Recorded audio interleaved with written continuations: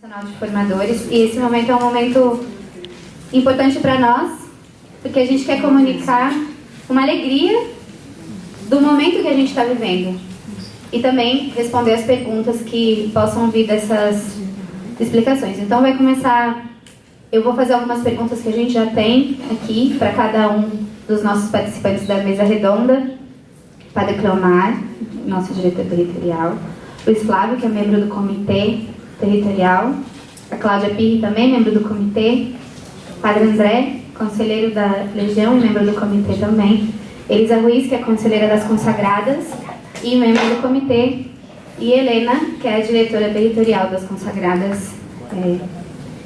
E a gente vai conversar hoje sobre o nosso momento histórico, que é a federação. Então, eu vou passar a palavra para o Padre Cleomar, e ele vai comentar um pouquinho para nós sobre o caminho que nós fizemos para chegar até aqui. E o que significa, né? O que a gente está vivendo agora. Eu vou passar para ele. No final, a gente vai ter um tempo para perguntas, então eu peço que vocês anotem suas perguntas para não esquecer. Enfim, qualquer dúvida que vocês tiverem sobre os temas que a gente possa esclarecer até agora, anotem e a gente vai tentar responder. Tá bom? Muito boa tarde a todos. Quando nós falamos desse processo que temos vivido nesses últimos anos, eu acho que temos que colocar ele em primeiro lugar no contexto de toda a história do movimento. Em algum momento nessa história nasce o movimento, inspirado por Deus no seio da igreja, para cumprir uma missão. E essa história, essa grande história do movimento, ela tem com certeza muitíssimas pessoas que viveram plenamente a sua vocação cristã, que sentiram um chamado à santidade. Com certeza podemos dizer que o movimento deu frutos de santidade já nessa história e também produziu muitíssimas obras que hoje servem à igreja, à sociedade, pessoas mais carentes, etc. Mas também temos que reconhecer que nessa grande história do movimento também teve pecado e teve fragilidade humana. Particularmente a vida do nosso fundador é uma vida de escândalos, e temos que seguir talvez ainda por muito tempo pedindo perdão pelos nossos erros e também pedindo perdão às vítimas que sofreram o mal desses erros. Por isso, esse processo de renovação também tem sido um processo de aprendizado para caminhar melhor na igreja, E por isso eu também quero começar essa minha explicação desse processo agradecendo em primeiro lugar a Deus, que com certeza está presente e nos tem acompanhado, agradecer à igreja que com um grande carinho esteve ao nosso lado. O Papa anterior, o Papa Bento, e o Papa atual, o Papa Francisco, colocaram pessoas muito qualificadas, pessoas que amam muito a igreja para nos acompanhar. Também agradeço tantos bispos, sacerdotes, pessoas de outros movimentos que demonstraram o seu carinho, a sua proximidade, que nos ajudaram também nesse caminho. Agradeço também a tantas pessoas que talvez num determinado momento entenderam que já esse caminho não era mais o seu caminho, né? E optaram por servir a igreja de outro modo, mas que também construíram a história do movimento. E agradeço por fim todos aqueles que de algum modo sentiram que essa continuava sendo a sua casa, a sua família, e queriam fazer parte desse processo e levar esse processo a bom término. Agradeço então a todos. Esse processo de renovação é também um processo de conversão, que é parte do ser cristão. Nós nunca podemos dizer, já estou totalmente convertido, já estou totalmente renovado. Então, nesse momento que já temos os estatutos aprovados pela igreja, o processo não termina, ele continua. Então essa também tem que ser uma convicção de todos os membros do movimento, que ainda falta muito por fazer. Se nós quiséssemos simplesmente que o resultado de todo esse processo fosse ter um estatuto, provavelmente nós teríamos pedido a um grupo pequeno de especialistas em direito canônico que o fizessem.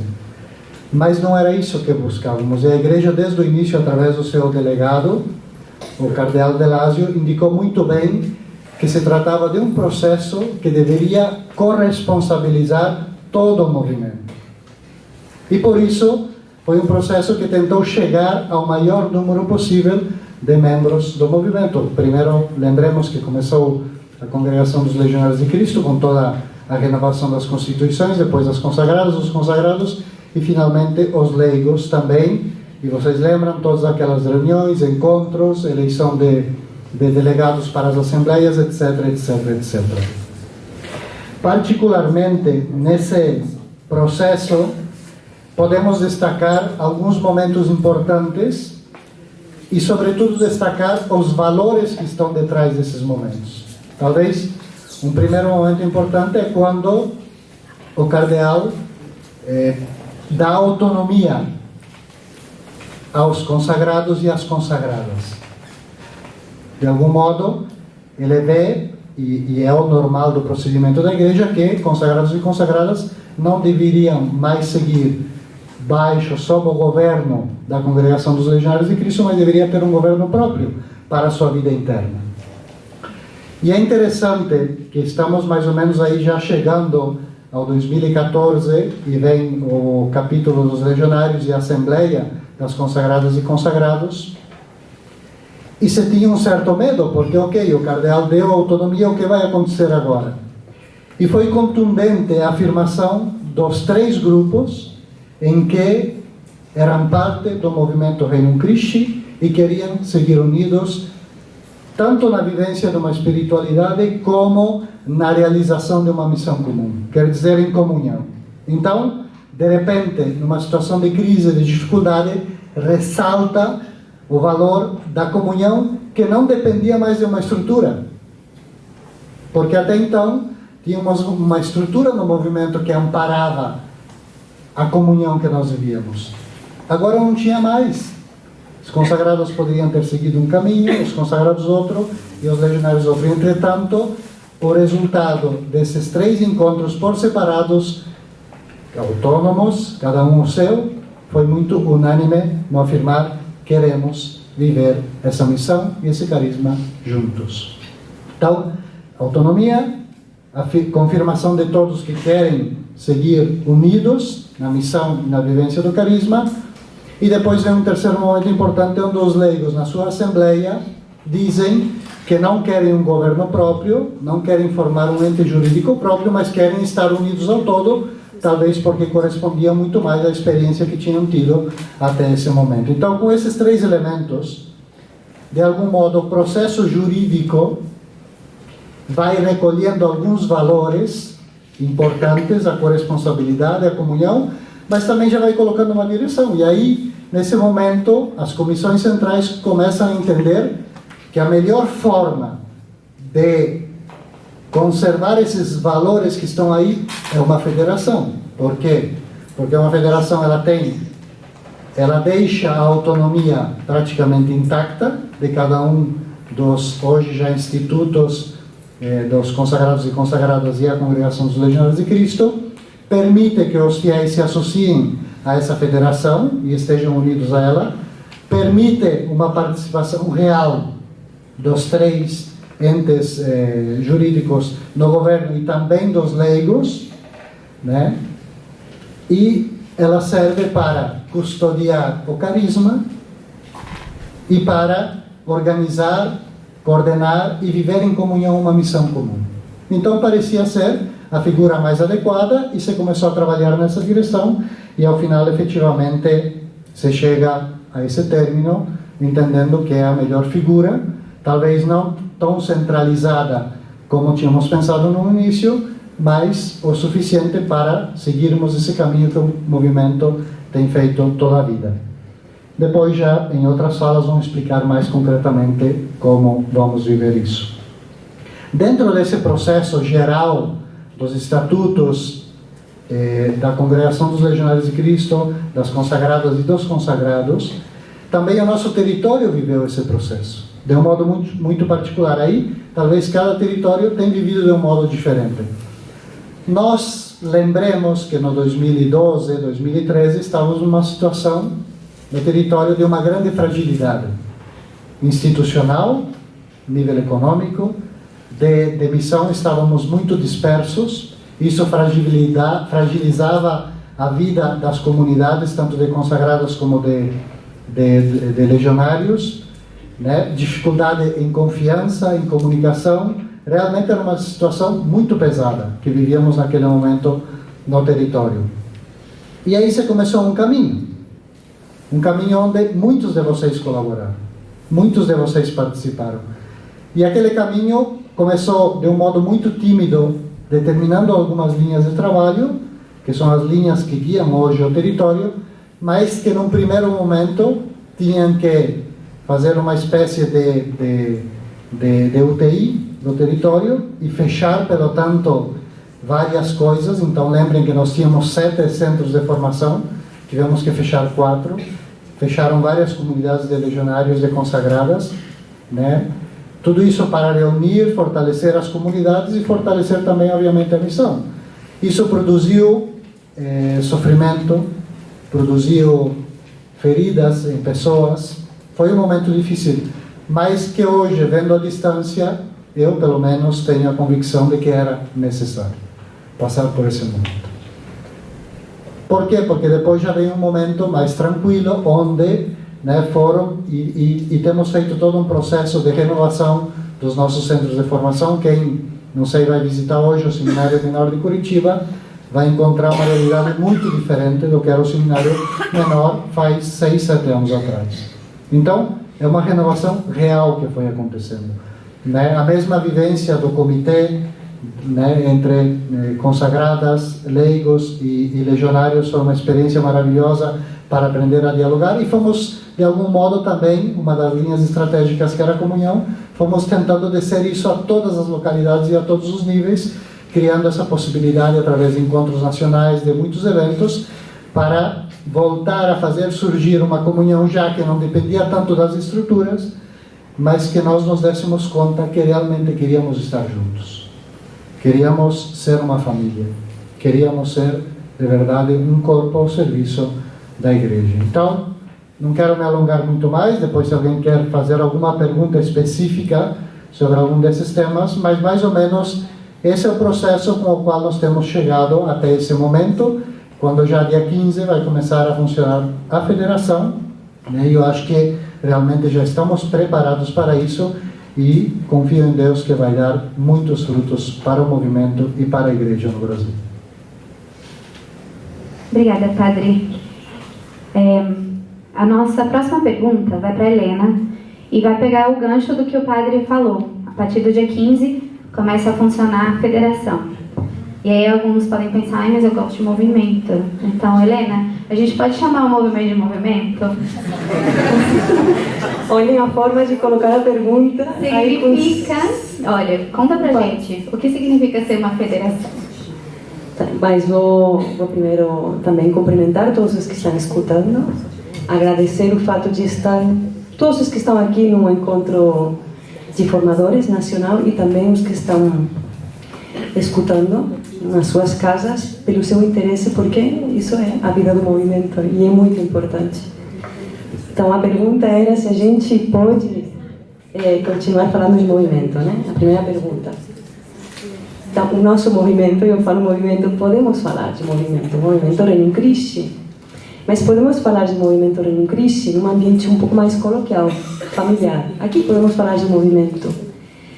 Na hora de falar em termos oficiais, canônicos, tem outros termos que explicam um pouquinho melhor, que seria termos que estamos utilizando desde as assembleias, que é a família carismática, corpo apostólico do Regnum Christi, ou mesmo Regnum Christi, né? Porque um movimento normalmente é uma associação de diferentes pessoas que se associam para viver um carisma junto, né?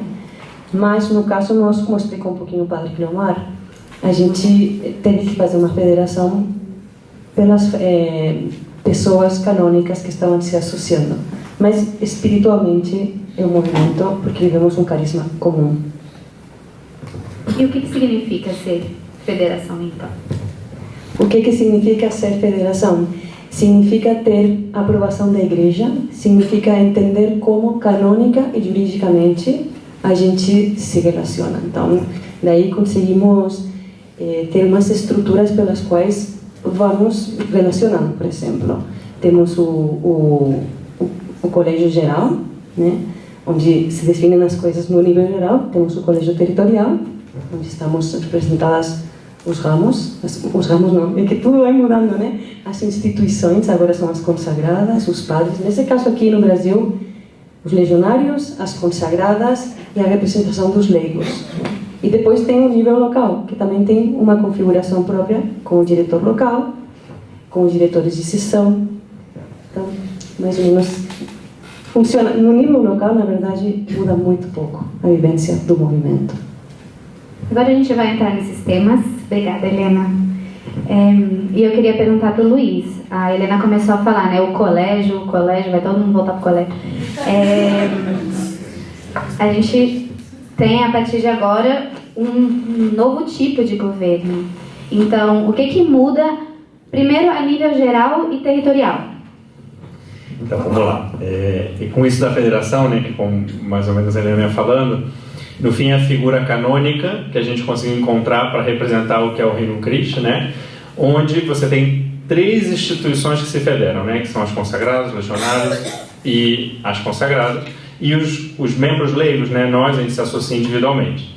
Dentro dessa federação, qual foi a forma de governo que foi encontrada, né? Dentro também do que o padre falava, da forma de não ser tão centralizado e realmente dirigir o movimento e essa missão comum de maneira corresponsável e complementar, né, entre as diversas vocações dentro do movimento. E essa forma é uma forma hoje colegial. Por isso a gente vai falar. Antes a gente antes tinha, até para situar mais ou menos a gente tinha o diretor territorial, no caso, por exemplo, o Padre Cleomar. A gente tinha o diretor territorial dos legionários, que era o Padre Cleomar, e coincidia com o diretor territorial do Reino Cristo. A gente tinha também a diretora territorial das consagradas, que compunha o conselho do diretor territorial, que é o comitê, que é os que, né, aqui mais ou menos estamos representando. O comitê era um pouquinho maior do que esse aqui, que basicamente auxiliava o diretor territorial nessa missão, né, de direção da vida do movimento no território. O que muda agora é que a gente já não tem uma autoridade pessoal moderada por um conselho, e agora a gente vai passar a ter uma forma de governo colegial, onde não tem um diretor. Então aqui tem uma mudança para a gente ir se acostumando aos poucos, né? A gente já não vai ter um diretor geral do Reino Cristo ou um diretor territorial do Reino Cristo. A gente vai ter uma direção geral do Reino Cristo, uma direção geral ou direção territorial do Reino Cristo, onde essa direção geral ela vai ser composta justamente pelos diretores gerais de cada um dos ramos, que a gente pode também continuar falando de ramos, desde que a gente entenda que dentro da federação eles são os institutos federados. E por isso que, obrigatoriamente, o diretor-geral de cada um desses institutos estão, né, no colégio. E a nível territorial é a mesma coisa, valendo para os institutos, né, federados, ou seja, os ramos que estiverem presentes naquele território. Então, basicamente, o que a gente tem é isso. É um colégio cuja decisão já vai ser feita, como a gente fala, né, em colégio, colegiadamente, ou seja, entre todos, onde todos têm o voto, né, decisivo e se dá entre todos. Então, basicamente, a gente vai aos poucos se acostumando com isso. É entender que isso, a gente, talvez o que fica mais fácil é entender que a gente vai continuar tendo uma direção geral, uma direção territorial. Mas isso não necessariamente é mais uma pessoa, que seria o diretor geral ou um diretor territorial. Esse colégio tem uma figura que encabeça no sentido de convocar as reuniões, de muitas vezes comunicar, ser o porta-voz desse colégio, que é a figura do presidente do colégio geral e presidente do colégio territorial. Então, basicamente, essa é um pouco a mudança. Deu para entender? Se não, façam suas perguntas. Escrevam suas perguntas. E quem está online também pode mandar as perguntas que a gente está recebendo e no final a gente vai responder também. Queria dar um oi aqui para o pessoal de Joinville que está conectado. A Mari não se sente sozinha aqui, tem gente de Joinville conectada. Tem gente de Curitiba também. Tem gente de Fortaleza. Oi, do Nordeste. Vamos lá. Tem gente do México também conectada nesse momento. Pois é, a gente está internacional agora. Tem gente de Caxias e tem gente de Piratini também. Então, só para dizer oi para eles, né? Que eles estão juntos conosco aqui nesse momento. E agora, Cláudia, o Luiz começou a falar um pouquinho, né? Mas como se forma esse colégio? Quem participa disso? E o leigo lá, ele tem voz e voto, voto e voz, só voto. Bom, os colégios, tanto o colégio geral quanto os colégios territoriais, eles têm o mesmo formato. Então tem a representação de todas as ramas, na verdade todas as instituições federadas, a gente tem que acostumar. Então tem um representante legionário, tem uma representante consagrada e tem um representante leigo consagrado. Nós leigos participamos com a representação de 2 leigos. Nós participamos dando sugestões e opiniões, representando os leigos perante os colégios, porém a gente não tem voto, porque nós não fazemos parte da federação como associados, que foi a opção a nossa como convenção, então como leigo. Então, tanto na convenção, no colégio geral quanto o territorial, o formato é o mesmo. Cláudia, só mais uma coisa. Aqui no Brasil a gente não tem consagrado. E aí? O que a gente faz? Exatamente. Aqui no Brasil tem uma situação específica que inclusive foi enviada uma consulta para a administração geral, onde a administração geral vai dar um retorno, porque o que acontece? Aqui no Brasil a gente vai ter um consagrado agora, que está chegando agora, mês que vem, né, que ele está chegando em Brasília. Então nós não temos uma representatividade do membro consagrado leigo, temos só consagradas e legionários. Então foi proposto à administração geral que tivesse mais 2 representantes, um legionário e uma consagrada, porque senão fica 2 pessoas. Então o leigo não tem voto, então como que vão ser decididas as coisas? É necessário então ter uma terceira pessoa, onde essa terceira pessoa seria então essa representação de mais 2 pessoas para poder votar as coisas que forem propostas dentro do colégio. Obrigada, Cláudia. Isso, então vamos preparar o coração para a gente receber os consagrados. Vai chegar um consagrado, depois a gente chama todos os outros. Vou continuar fazendo minha pausa aqui, porque as outras localidades que estão conectadas ficaram com ciúme. Então, tem gente de Juí, tem gente de Brasília, estou falando que Rio Grande do Sul, ó. Tem gente de Porto Alegre e gente de Bagé também conectada agora, acompanhando a gente. Então, a minha próxima vítima, não, brincadeira. A próxima pergunta vai para o Padre André. A gente falou do nível territorial e do nível geral. Padre André, nível local, o que muda?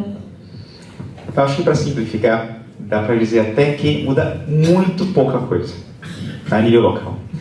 Vocês conhecem a figura, nem conhecem pessoalmente, o seu coordenador local de apostolado. Então, o que muda é que nós, em lugar de termos um coordenador local, teremos um diretor local. Essa mudança será progressiva, segundo a conveniência e a necessidade de cada localidade. Então, é possível que em várias localidades, dos que estão aqui presentes, mesmo em 1 ano ou em 2 anos, não teremos essa mudança. De fato, tem localidades hoje que nem têm um coordenador local pela simplicidade da estrutura que nós temos. Tá? Então, passa a ser um diretor local. Isso tem alguns bons benefícios, pelo menos a nível hierárquico, porque hoje nós temos um diretor local e abaixo do diretor territorial, e abaixo dele nós temos, para a missão, vários diretores de seção. Sei lá, não sei se são 30 diretores de seção, mais ou menos isso. Então nós temos um superior para coordenar um monte de gente na missão, é inviável, alguma coisa assim. Os diretores locais, eles vão ser essa instância intermediária que facilitam que vão facilitar inclusive a comunicação, mas também conectar mais a localidade ao governo territorial. Vai facilitar muito para a gente isso. E é uma vantagem também para as localidades, acho que fortalece muito as localidades, e cria mais, isso que o Padre Guilmar inclusive dizia no início, essa corresponsabilidade, porque dá mais força na localidade, e esse diretor local, ele vai ser como o responsável dessa equipe de diretores de seção para duas coisas mais especificamente. Primeiro, para o planejamento estratégico. Ele coordena esse planejamento estratégico na localidade, com a sua equipe, que são pessoas diretores de seção e também encarregados de pastoral das obras. E, por outro lado, ele também acompanha esses diretores na sua missão. Hoje nós temos um delegado do apostolado que acompanha, e claro que não dá conta de acompanhar. Então, o diretor local facilita muito, né, essa função. E ele não faz isso sozinho. O diretor local vai ter também um conselho de localidade. Outros 3 ou 4 membros do Reino Cristo, padres consagrados, leigos, que o acompanham e, como a gente fala, né, em linguagem canônica, moderam a autoridade do diretor local. O diretor local toma decisões, muitas delas com o parecer ou com a opinião desse conselho que trabalha com ele. E uma outra novidade também, a nível local, é que os diretores de seção passam a ter conselhos. Então, os atuais diretores de seção vão contar com conselhos de 3 ou 4 pessoas, já cada um vai ver na prática como vai funcionar seu conselho, mas também submete várias das suas decisões a esse conselho para a direção das sessões. Eu achei principalmente isso, eu acho que é uma grande vantagem para a gente em termos de missão, de fortalecer a localidade e para criar sobremaneira um grande espírito de comunhão entre todos. Obrigada, Padre André. Também tem gente, olha, o Brasil inteiro se conectando, então, Varginha, não sabia nem que tinha Reino Cristo em Varginha, né? Recife, Rio de Janeiro, todo mundo presente. Elisa, a gente falou agora um pouco de estrutura e eu queria te fazer uma pergunta sobre o carisma. Muda? A gente já teve tantas formulações disso. E eu queria também que você falasse um pouquinho pra gente sobre os documentos que a gente tem, né? A gente falou aqui sobre o Estatuto da Federação, o regulamento dos fiéis associados, e entre outras coisas que a gente ainda vai ter. Então você podia falar um pouco para nós sobre isso, por favor? Bom, o carisma, ele vem do Espírito Santo, então ele não muda, né? O que a gente fez em todo esse processo de elaboração dos estatutos, regulamentos, etc, etc, etc, né, foi aprofundar nesse carisma, né? O que de verdade ele significa? O que não quer dizer que já temos aprofundado o suficiente, né? Não quer dizer que já conhecemos absolutamente todo, né, o que Deus quer e Deus pensou com esse nosso carisma, mas se foi um processo de aprofundamento e também de purificação de algumas formas de ver esse carisma que talvez por circunstâncias ou se perderam um pouco ou a gente não compreendia da melhor forma possível. Então, em essência, nós falávamos de conhecer, viver e transmitir o amor, né? Foi aprofundar isso. O que isso significa, né? Uma das coisas que se aprofundou muito e que vocês vão ver refletido nos estatutos e no regulamento é a questão de que falávamos muito do nosso amor a Cristo, né? Mas, na realidade, o fundamento está no amor de Cristo, né? O amor de Cristo que é o que nos impulsiona a missão, né? E fazer que o reino de Cristo se faça presente na sociedade. O reino de Cristo nada mais é do que o próprio Cristo, né? Não é fazer que aconteça o reino, é fazer presente o reino que Cristo já nos deixou, já nos trouxe. Então, como vocês veem, não é novidade, é só um aprofundamento, uma melhor compreensão, uma visão talvez mais ampla, um aprofundamento no que significa ser contemplativo e evangelizador, né? Essa combinação que nós vemos no movimento entre oração e ação, que não podem ir separadas. Enfim, são aprofundamentos, purificações também de algumas visões, de alguns termos que nós utilizamos em determinado momento, e também compreender melhor que o carisma é de todos. Falaram aqui do processo da federação, de chegar a essa figura jurídica. No fundo é dizer o carisma é de todos.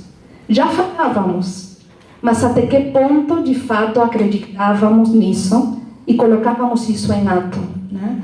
Então, aprofundar no papel da consagrada, no papel do padre, no papel do consagrado, no papel do leigo, na corresponsabilidade a respeito desse carisma. E isso, logicamente, Gente, em Matinhos também.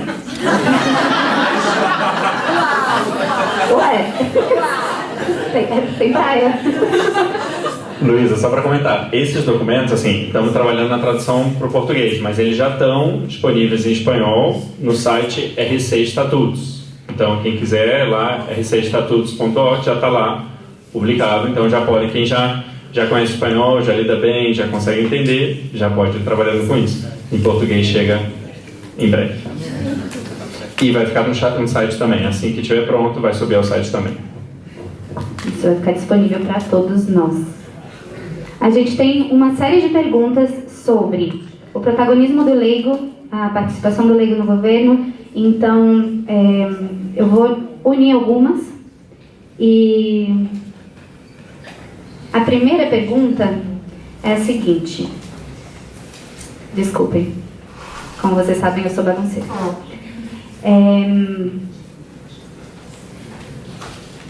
Um leigo, ele pode ser diretor de seção? Diretor local, perdão. Né? Primeiro, né, isso. Um diretor local pode ser algum leigo? Depois, unido a isso, depois do diretor local segue o diretor de seção? Existe uma hierarquia entre eles? E, unido a isso, se a pessoa poderia, a vítima, vai ser o Padre André, eu acho, né, pelo visto, poderia falar um pouquinho pra gente do protagonismo do leigo, né? Como ele pode ser protagonista aí. E aí, depois, qualquer coisa, o Luiz pode complementar um pouquinho. Acho que a resposta do protagonismo está aqui, né? Então, não sei se é necessário falar mais sobre isso, mas, enfim, vocês são esses protagonistas principalmente e têm como missão ajudar que nossos irmãos, outros membros do Reino de Cristo, sejam protagonistas. E acho que Deus quer isso também. Mas, com mais leigos, podemos multiplicar isso. Né? Então, nós já temos várias localidades hoje que têm diretores de seção leigos e coordenadores locais leigos e precisamos incrementar em muito esse número. E assim poderemos chegar a muito mais gente e fortalecer muitíssimo a nossa missão.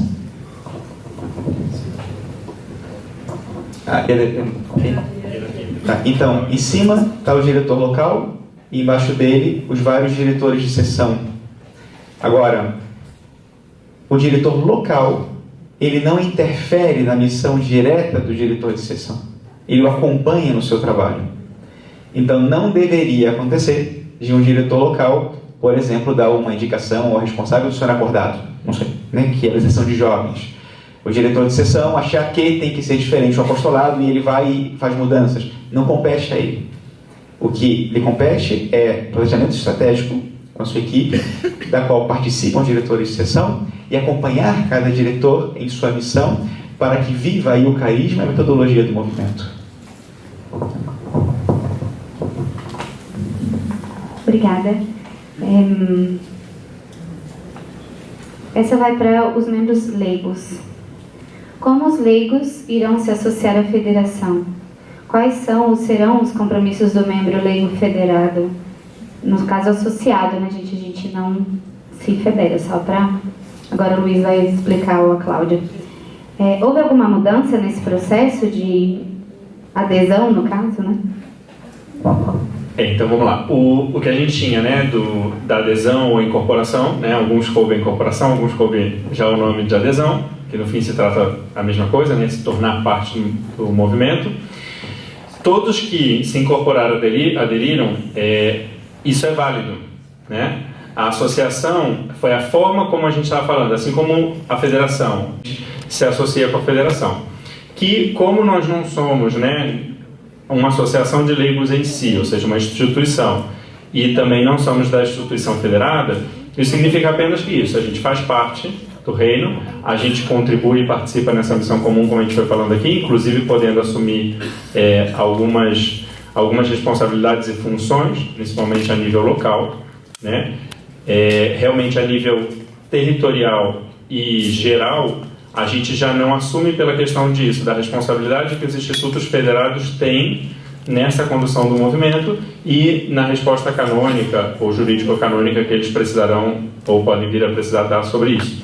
Então, qualquer adesão incorporação, né, que acontece a partir de agora, e isso já associa diretamente o membro. E todos que já são incorporados e aderidos já estão, a partir do momento que passa a valer a federação, que começa agora dia 15 de setembro, já somos, né, associados.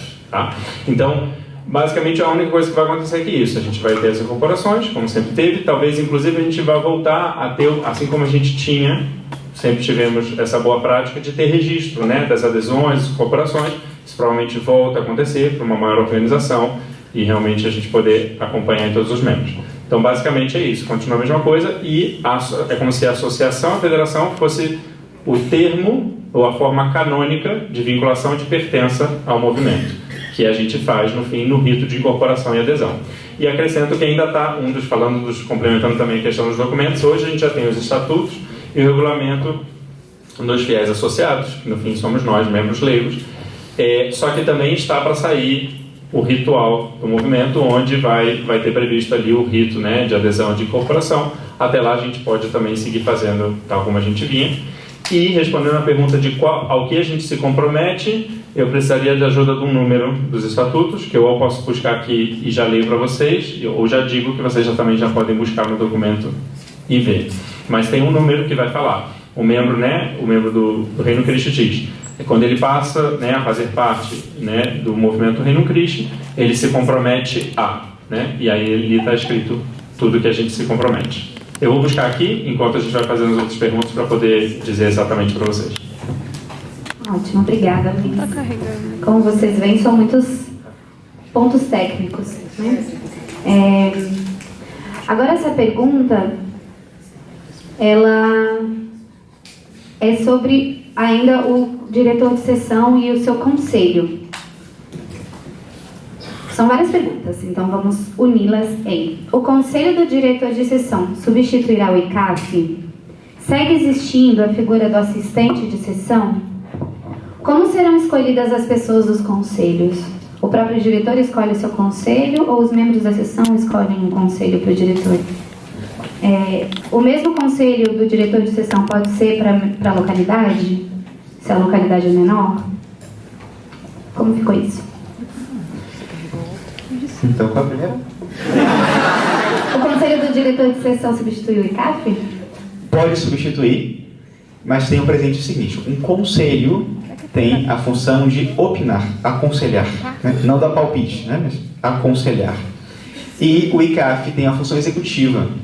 São duas funções diferentes, mas o diretor de sessão, por simplificar a sua estrutura, pode optar por reunir as duas funções no mesmo grupo, no mesmo conselho. Então ele pode ter o seu ICAF como conselho, sem nenhum problema, depende dele. Quem escolhe esse conselho é o próprio diretor de sessão, porém, esse conselho é aprovado pelo diretor local com o seu conselho. Então, se o diretor de sessão propõe quem vão ser esses conselheiros, é uma equipe de trabalho dele. E é importante que ele escolha também pessoas com afinidade, pessoas que ajudem, às vezes com sentido crítico, a fazer um contraponto, mas que vão trabalhar com ele. E ele submete a aprovação do diretor local. Então, o diretor local é quem nomeia e diz, ok. Então, esses são os conselheiros desse diretor de sessão, bem como para o conselho do diretor local, o diretor local escolhe sua equipe e propõe para aprovação do colégio territorial, que é quem está acima, então, e faz essa nomeação.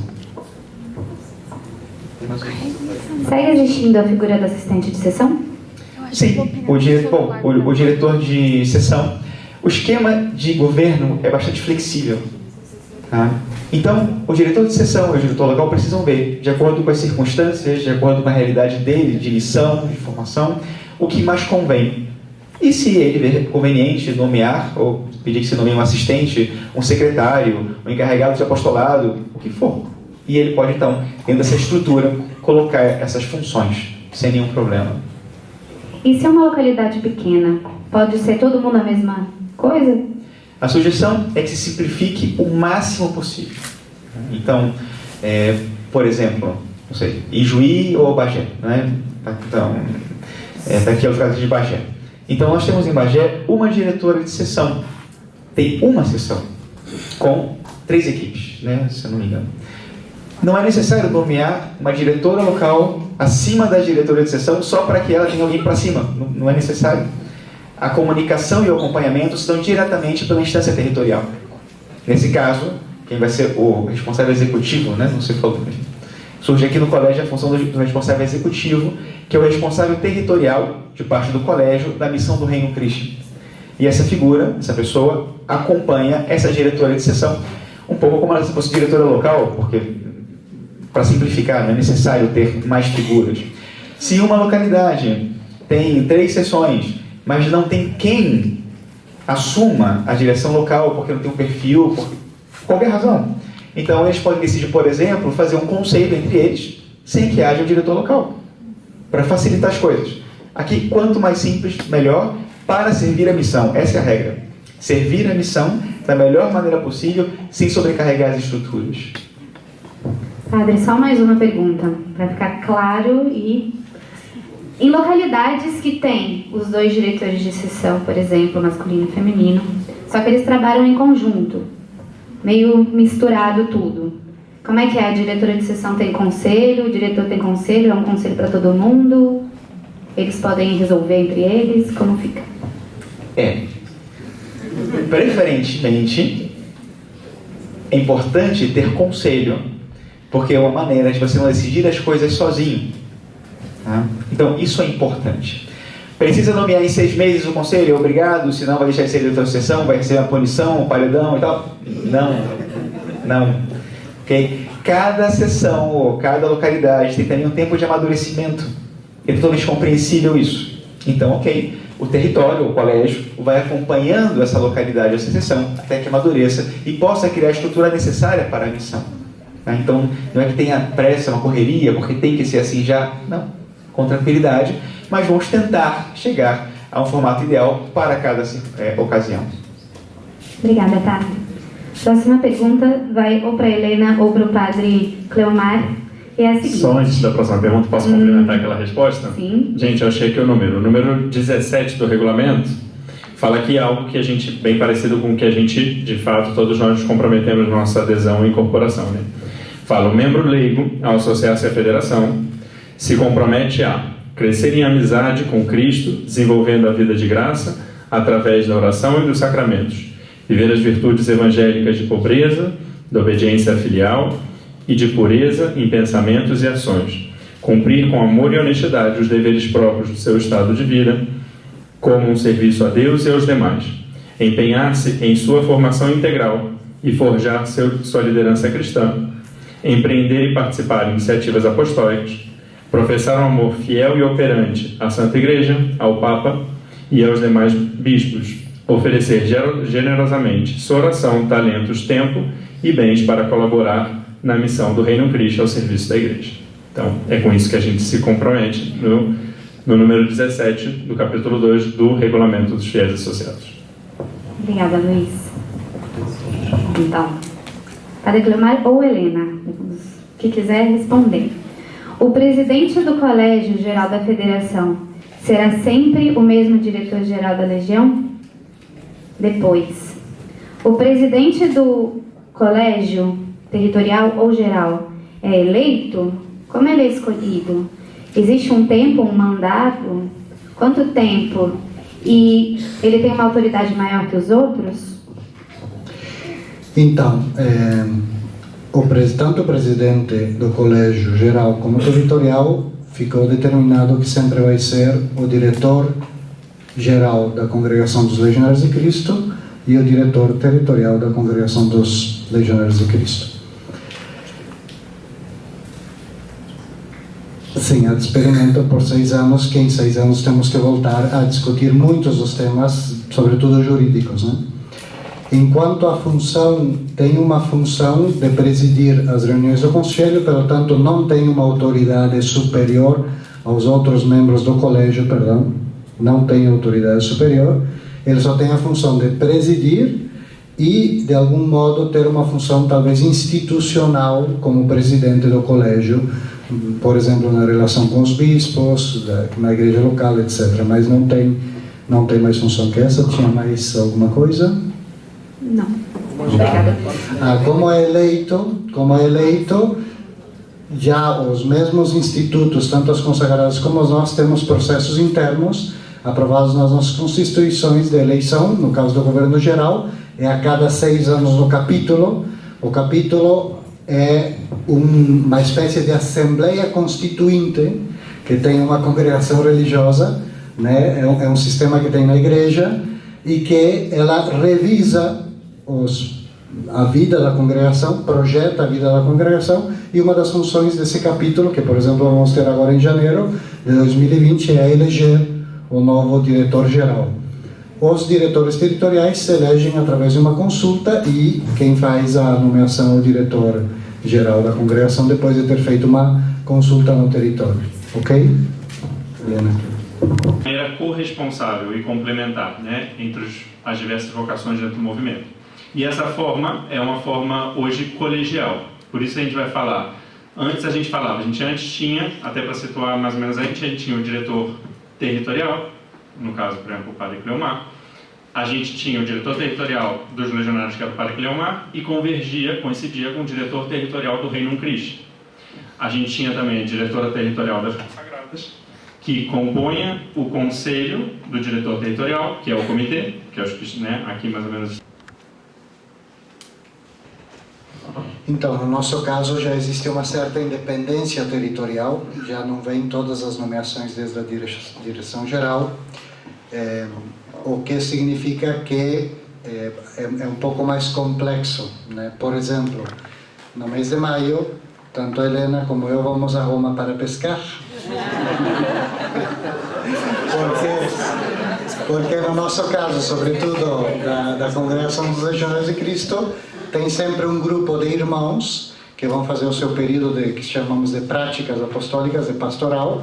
Então, cada ano sai 35, 40 irmãos, né? Então, são nova força para os territórios. Então, nós vamos lá, né, discutir onde vai esse povo, né? E cada um leva, obviamente, já começamos a preparar um ano antes todo esse caminho para chegar lá e concluir. Mas também se ordena entre 30 e 40 sacerdotes cada ano que estavam estudando e que são uma nova força para os territórios. Então, vamos lá com propostas, com opções, etc. Tudo muito preparado, já muito encaminhado. E chegando lá, já existe uma espécie de números de direitos que cada território tem. E em base a isso, você vai fazendo as discussões e vai concluindo. Sempre, né, nesse processo, está muito claro que o primeiro critério é o bem da pessoa. E de verdade, nem sempre se consegue, porque é um discernimento que não é fácil, você está em muito diálogo com o indivíduo. Então não é que chega lá e... Antes era assim, né? Chegava uma cartinha e você ia. Hoje não. Hoje tem um diálogo, tem um acompanhamento onde o indivíduo tem a possibilidade de dizer o que ele precisa e o que pode não ser um bem para ele, né? Então isso é muito importante. E o mesmo acontece já a nível territorial aqui. Eu não posso mudar um sacerdote sem o consentimento do meu conselho, por exemplo. Então não é um dia eu levanto bravo e não gosto daquele padre e vou mandar ele não sei para onde. Ele não existe, né? Então você faz todo um caminho, todo um trabalho, ok?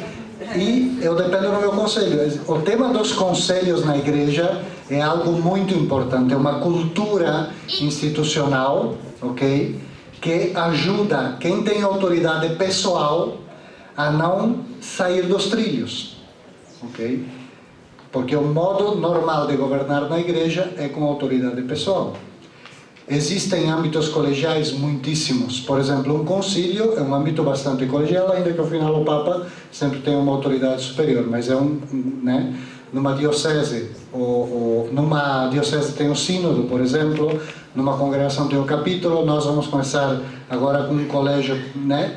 Então, no fundo, o conselho, ele te ajuda nesse tipo de coisas de vida interna, e aí sim, né, não depende da outra instituição, da outra rama, né? Você tem autonomia para isso. Agora, quando temos que nomear alguém que influi na missão comum, eu sim, primeiro converso com o legionário, que eu quero, não sei, colocar como diretor local, e depois eu tenho que conversar, levar isso para o colégio, para ver se tem algum problema, alguma dificuldade, se está todo mundo de acordo. E esse é o bonito, porque na experiência que nós fizemos nesses 6 anos, onde ainda que eu continuava tendo uma autoridade pessoal, realmente governamos de um modo muito colegial. Eu acho que se conseguiu viver isso com muita serenidade e muita paz, né? Com muita compreensão das limitações, dos problemas, das dificuldades, né? Sem ter que dizer mais do que é necessário dizer sobre as pessoas, porque também as pessoas têm aí a sua intimidade, temos que proteger, etc. Eu acho que foi um exercício muito bom para chegar nesse momento e estar preparados para poder governar desse modo. Obrigada, padre. A gente tem muitas perguntas, mas o nosso tempo é curto. Então, a gente vai fazer mais 2. E eu peço que a gente tente ser um pouco direto ao ponto. Ok, temos 10 minutos, perfeito. Então, eu vou botar mais uma. Depois eu posso tentar entrar também e responder. Ótimo, então o Luiz Flávio disse que depois ele entra e responde as perguntas que foram feitas ali, ou aqui também, as que a gente não conseguir responder. Vamos tentar responder o máximo que a gente puder. Uma pergunta mais prática. Como funciona o conselho local na prática? O que a gente tem que deliberar? E como ficam os apostolados, o Sonhar Acordado, a Juventude Missionária, com essa mudança? O conselho local ajuda o diretor local naquilo que lhe é próprio, ou seja, toda a parte de planejamento estratégico, que exige um acompanhamento ao longo do tempo. Tá? Então, o que faz esse conselho é ajudar a verificar se isso que foi planejado, os objetivos, as metas, seja da localidade de maneira direta, que é muito pouco, sobretudo das sessões, está sendo cumprido. Então é mais para ajudar a ir vendo a marcha, né, o acompanhamento das sessões nesse sentido. Sim, ótimo, obrigada. Como fica o Sonhar Acordado e os apostolados em geral? Não muda nada, isso é igualzinho. O último responsável de um apostolado, importante, é o diretor de sessão. Não é o coordenador nacional do apostolado. Tá? O diretor de sessão é o último responsável pelo apostolado na sua localidade. Okay? E isso continua igualzinho. O coordenador nacional ele se encarrega de velar pela imagem do apostolado, a aplicação da metodologia do apostolado, mas quem realmente dirige o apostolado na localidade é o diretor de sessão com o diretor do apostolado na sua localidade. Obrigada, e o ESID, no novo estatuto, ele está em algum lugar? Como é que tem sido o processo do ESID? Tá sim, vamos lá. Primeiro, o ESID pra gente, talvez antes, em algum momento, o ESID estava dentro das sessões de jovens, né? De alguma forma. E agora o ESID é considerado uma sessão, tá? Tanto que isso, quando a gente fala de diretores de sessão, a gente está falando de diretores de sessão de jovens, né? De meninas, de senhoras, de senhores, e de ESID masculino e ESID feminino. Então, isso é a primeira coisa. Então, tem o seu espaço, tem o seu diretor à medida do possível, como na regra que o padre André falou, né? Quando convenha, quando a localidade precise. E tem todo o seu caminho de discernimento também houve muito forte do ESID, que até concluiu antes mesmo do reino. E, enfim, ele está citado, né, nos estatutos, ele aparece aí e ele tem o seu discernimento próprio. Muitas coisas ali vocês não vão encontrar necessariamente no regulamento ou nos estatutos, detalhes sobre o ESID, porque no fim ele é uma vivência de menores, né, dentro dessa própria realidade do movimento. E tem já o seu próprio estatuto, né? Então, assim, realmente não caberia ficar de novo escrevendo ou reescrevendo o que já estava. O que faz realmente os estatutos e o regulamento é chamar os estatutos do ESID, né? E dizer que basicamente o ESID vive o próprio carisma do movimento para a sua idade. Obrigada, Luiz.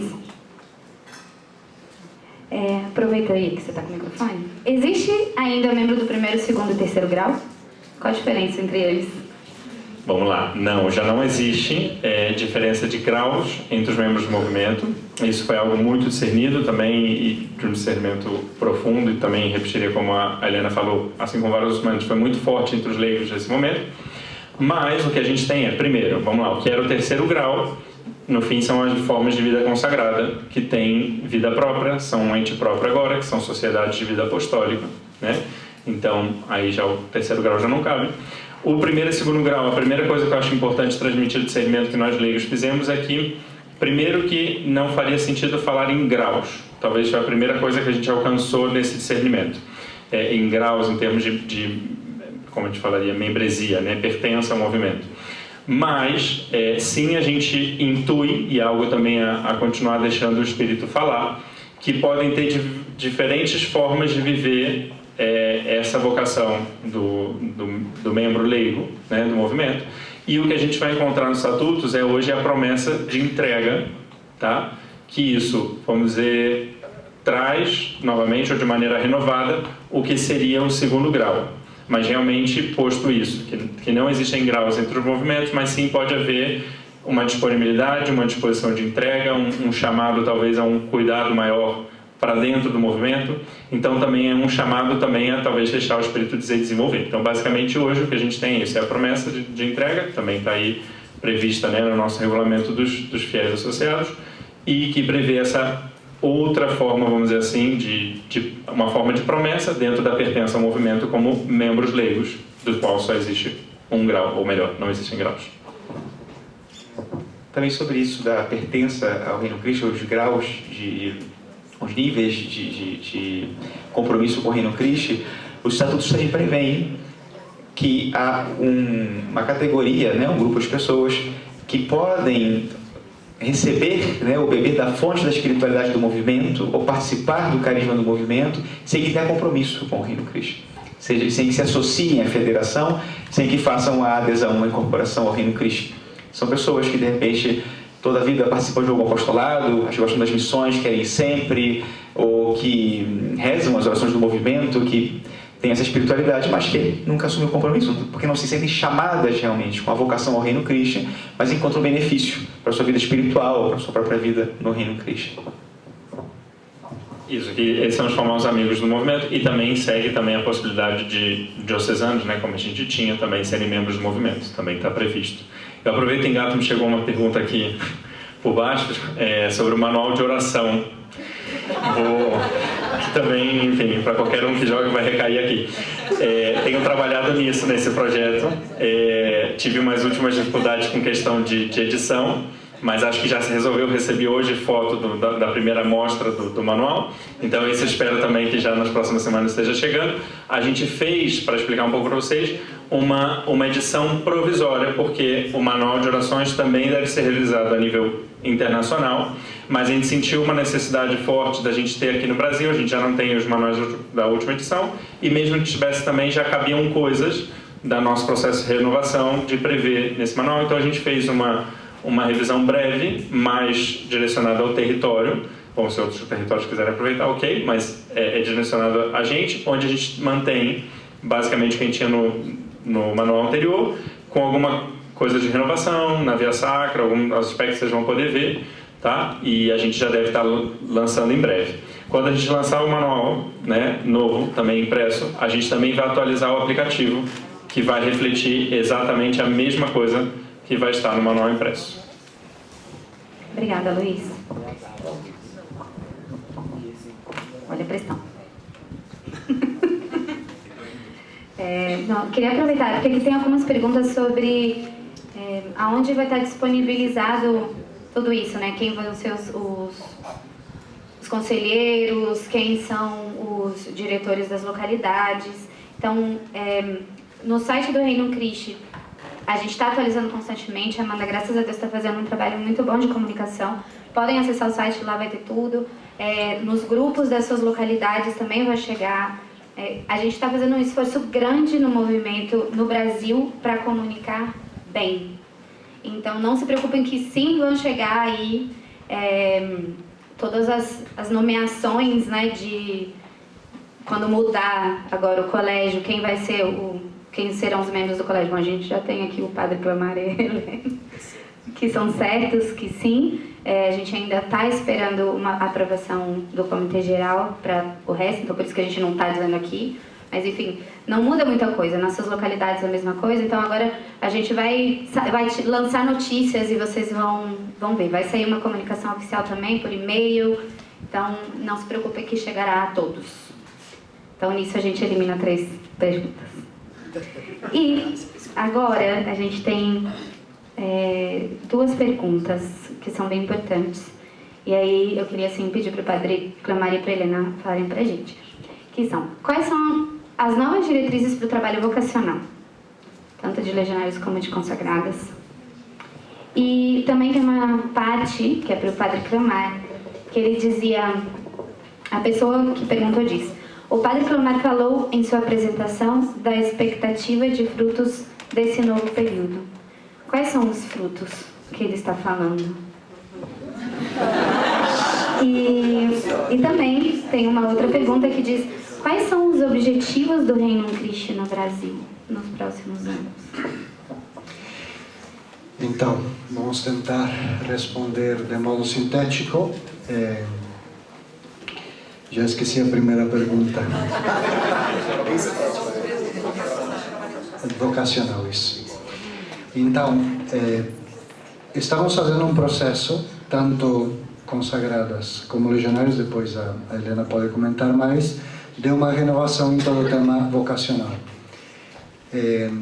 Nesse momento, concretamente, temos renovado, primeiro, todo um processo formativo dos nossos jovens que vão chegando tanto ao centro vocacional, seminário menor, como ao noviciado, que era um primeiro passo necessário para garantir, de algum modo, esse acompanhamento adequado às circunstâncias de hoje, etc., para que os meninos que entram ao seminário menor efetivamente tenham as mínimas condições, tanto familiares como pessoais, para poder, no futuro, responder a uma possibilidade real de uma vocação, porque é uma coisa muito prematura, né? E ao noviciado já também jovens que tivessem tido um bom acompanhamento. Então tudo isso foi um trabalho feito nesses últimos anos. Também criamos a nível nacional uma comissão entre legionários, consagrados e leigos para ver, discernir caminhos, né? Talvez voltar a gerar nas sessões essa mística vocacional que eu acho que sempre nos caracterizou. Interessante, semana passada estávamos em São José dos Pinhais e o bispo de lá ordenou um diácono, o irmão Ângelo, agora diácono Ângelo, que está indo para Brasília, e ele comentava na homilia abertamente a todos os que estavam aí que de algum modo a Congregação dos Legionários de Cristo, o Movimento Reino Christi, sabia trabalhar com as vocações.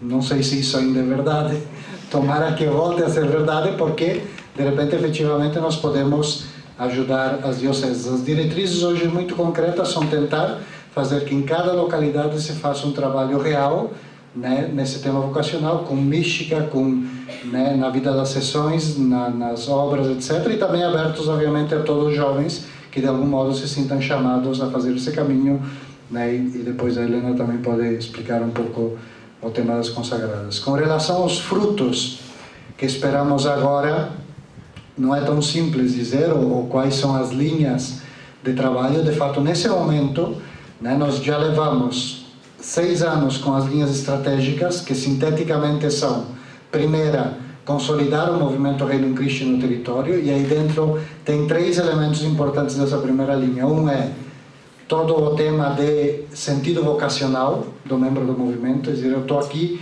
porque sinto que Deus me chama e quero estar aqui, quero construir essa realidade. Todo o tema do ardor apostólico, então o membro do movimento ter no coração esse desejo de transmitir a experiência que ele recebeu, e todo o tema de consolidar instituições. Que instituições temos hoje no Brasil? As escolas, o Mater Ecclesiae, que é o seminário que forma seminaristas diocesanos. Acabamos de abrir um instituto católico de liderança em São Paulo. O Mater Ecclesiae está se transformando num instituto teológico. Os colégios estão passando um momento de renovação também para adaptarmos aos tempos, etc, etc, né? Então tem todo um movimento também dentro do território e também de consolidação econômica, né? Depois está todo o tema da comunhão entre nós, que foi muito trabalhado nesses anos, provavelmente temos que seguir. Todo o tema, queremos talvez focar mais o nosso trabalho pastoral numa atenção integral à família. Então queremos dar, que tenha acesso aos nossos apostolados, às nossas obras, uma atenção mais completa, né? E finalmente era todo o tema vocacional. Então mais ou menos esse é o caminho que temos feito, e para o ano que vem nós queremos renovar essas linhas estratégicas. Esperamos até o final do ano tendo em conta que no início do ano, tanto consagradas como legionários, temos o capítulo e elas Assembleia, que é um momento para repensar a vida e a missão das instituições. Então, com o que nós trouxermos de lá, já vamos ter que começar, inclusive já começamos nas localidades, etc., todo um trabalho para renovar. E o fruto principal que eu espero seja de muita santidade no movimento, sinceramente. Que para isso existe um movimento, para ajudar as pessoas a caminharem, se entregarem e amarem mais a Deus, amarem mais o próximo, e tomara que surjam muitos frutos também apostólicos de missão para ajudar o Brasil, para ajudar as igrejas locais, para, de algum modo, estar dentro da cultura e ajudar a que tenhamos um país, uma nação mais cristã.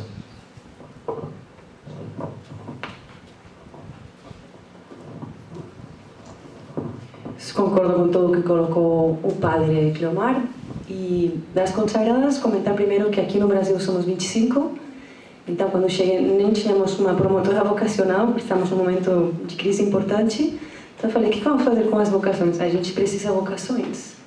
O primeiro vamos consolidar as consagradas que estão no Brasil. O acompanhamento para cada uma, para conseguir, sinceramente, que consiga transmitir o entusiasmo na sua vocação. Se a gente não começa por aí, a casa começa pelo telhado, né? Então, isso foi o primeiro ponto das diretrizes que colocamos aqui. E objetivos específicos já mais concretos agora para esses anos. O primeiro é promover uma cultura vocacional, que a gente fez um trabalho com a comissão, que foi um pouco também ir compreendendo qual é o trabalho vocacional que fazem os padres, o trabalho vocacional que fazemos nós, mas também como podemos ir trabalhando uma cultura vocacional dentro do território, que não é procurar vocações à vida consagrada e aos legionários, não é gerar uma cultura de que Deus tem um chamado específico para cada pessoa. E isso é muito mais simples, ou seja, no fundo, abrir o coração de todos para o chamado de Deus. E dentro disso, tem a promoção vocacional da nossa vocação. Consolidar também as consagradas, a clareza em transmitir quem somos, qual é a nossa identidade e o que fazemos. Vocês vão ir vendo nas redes sociais que a gente está comunicando um pouquinho mais claro, com mais visibilidade, quem somos e o que fazemos. Formação das consagradas como acompanhantes nos processos de discernimento. Tínhamos visões diferentes, então tem que alinhar visões também. E trabalhar também, ir consolidando um trabalho com as colaboradoras, que não necessariamente é um programa vocacional, mas às vezes ajuda a colaboradora a perceber também o seu próprio chamado. E dentro de tudo isso, quando falo de realismo, não vamos sair todas as consagradas para procurar vocações fora, sendo que o realismo é aí onde estamos trabalhando, que no ESID, nos colégios, nas sessões, comunicar quem somos, o que fazemos e comunicar entusiasmo pela missão de todos. E acho que isso seriam as diretrizes que estamos trabalhando. Obrigada. A gente vai ter que terminar. Então, o Luiz quer dizer uma última palavra. Não, era bem simples sobre esse tema vocacional, porque muitas vezes a gente acaba destinando as consagradas e os legionários, mas é só um convite que realmente, assim, essa questão vocacional é muito também, e eu acho que também as vocações que têm surgido nos últimos anos do movimento têm demonstrado isso, nada mais são do que realmente um encontro com a vontade de Deus que todo membro do Reino Cristo busca, e nós aqui que somos formadores realmente devemos sempre buscar cultivar essa atitude de busca de vontade de Deus em qualquer pessoa, e naturalmente aí as vocações vão surgir, elas vão surgir exatamente da vocação ao Reino Cristo em diferentes formas de vida, né? Estados de vida. Obrigada, Luiz. Queria pedir para o Padre Cleomar se ele quer dar uma última palavrinha para nós. Pois simplesmente agradecer a todos a entrega, a dedicação. Acho que cada um dos que estamos aqui somos um dom de Deus para a igreja, para o movimento.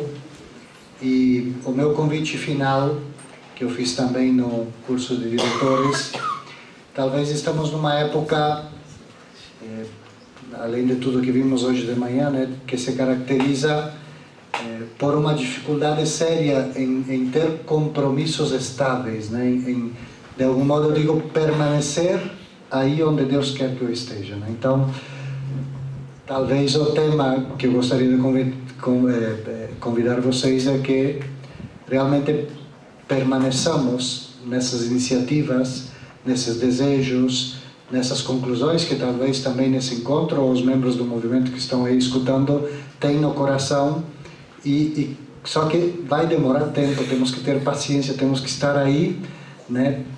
Talvez permanecendo e insistindo muito mais que em outros momentos da história, né? Então esse é o meu convite, permanecer como de algum modo Deus sempre permanece junto de nós. Obrigada. Helena, quer dizer algo pra gente? Sempre quero. Não esperava. Se não quero, vou querer. Não, eu feliz de dar umas palavras, agradecer a presença de cada um e pedir muito orações nesse momento, que acho que o Espírito Santo quer nos ajudar, quer unir, quer gerar entusiasmo entre nós, então está tudo pronto para caminhar em comunhão e para realmente construir a missão que Deus quer de todos nós. Obrigada. Queria agradecer a vocês, em nome de todo o Reino Cristo do Brasil, pela sua entrega, pelo seu trabalho, pela sua luta. Não é fácil, mas é cheia de amor. E, bom, eu queria também dizer que se alguém ainda tem alguma pergunta, sintam-se livres. A gente tem aqui todo mundo à disposição para responder todas as perguntas. Se alguém que está assistindo a gente ainda tem perguntas, pode mandar também. O Luiz disse que vai responder. Mas esse é um esforço para que a gente caminhe todo mundo sincronizado, sabendo onde a gente está, construindo o nosso movimento. Então, não fiquem com isso guardado, né? Informem-se, procurem, a gente tem aí todas as perguntas também, né? Algumas respostas e muitas perguntas. Também a partir do dia 15, quando começa a valer a federação, a gente já vai ter a formação do nosso colégio, também vai sair para todo mundo ver os nomes que estão ali. E é isso, eu queria pedir então para Kate vir aqui para dizer qual será o nosso próximo passo e a gente vai dar tchau.